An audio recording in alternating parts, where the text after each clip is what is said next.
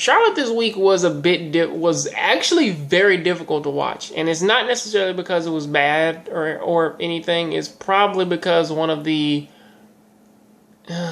something that started off at the first part of this episode, which I really wasn't expecting to happen, and with that action, it sort of led this show down or at least it led our main character, you, down a very, very devastating spiral.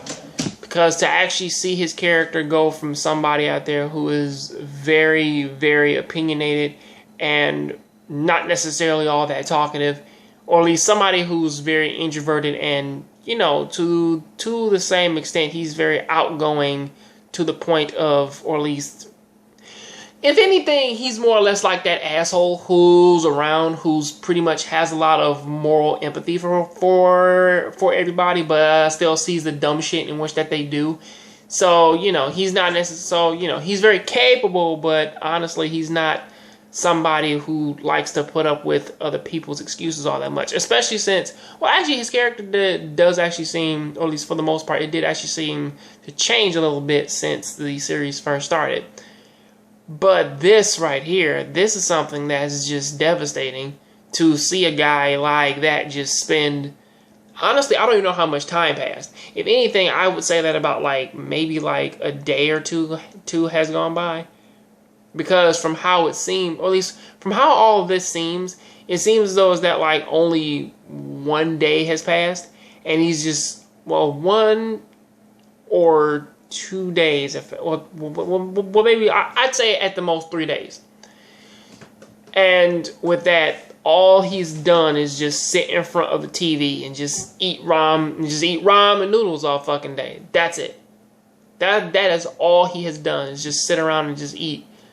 And just fucking eat cups noodles all day because he liked them. And the girl came back from the first episode. She came back. She was trying to comfort him, said that she was sorry. And honestly, I will be fair. It's yeah,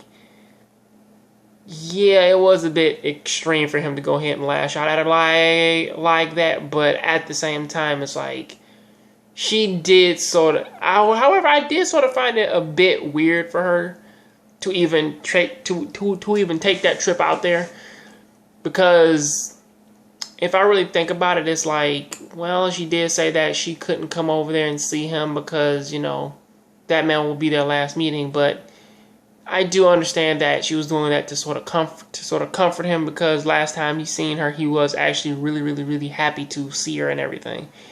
But even her presence really couldn't do anything. And the rest of this episode is him just going around town, pretty much enjoying video games, enjoying a lot of really good food, and pretty much living up living it up to the high life. That's pretty much how he was living, doing a lot of good ass shit.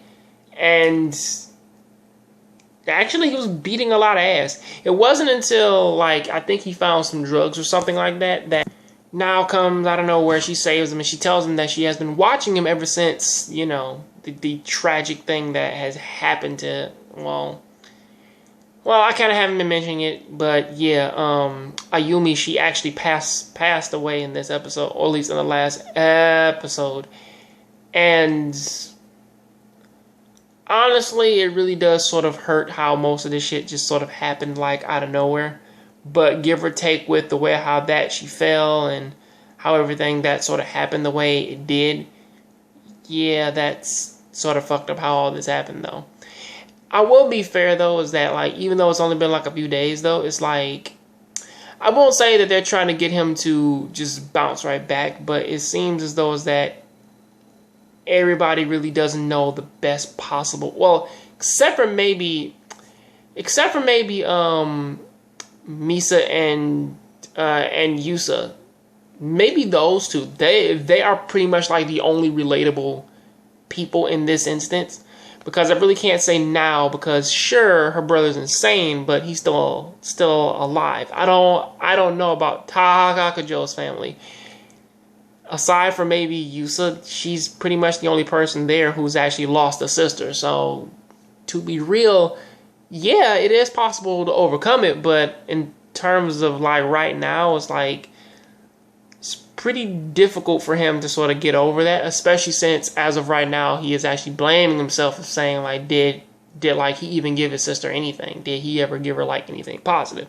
Even though that's a dumbass question, of course, you know, because somebody that they die and that's just what you go through when you grieve. But still, it's like he seems to be going through a lot of self-loathing right now. Hopefully that this doesn't just like fade away in the next episode.